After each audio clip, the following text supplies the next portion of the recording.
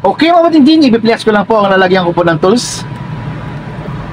Ito yung pabigat sa spinner, yung may semento. Ito po ABR, sirang ABR, sirang emergency light, back cover, screen ng electric fan, at saka yung poste ng stand fan.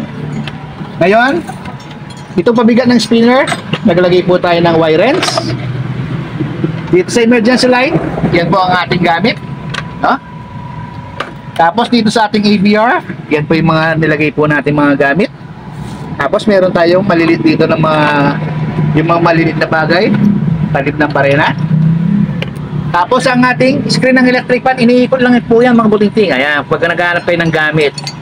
Tapos dito sa ating back cover, ayan, yung mga malilit po ninyong gamit, dito po nilagay para organize. Tapos meron po tayo dito, ready, yung pantali ko po ng stator. At saka may pamputol din po yan mga buting-ting.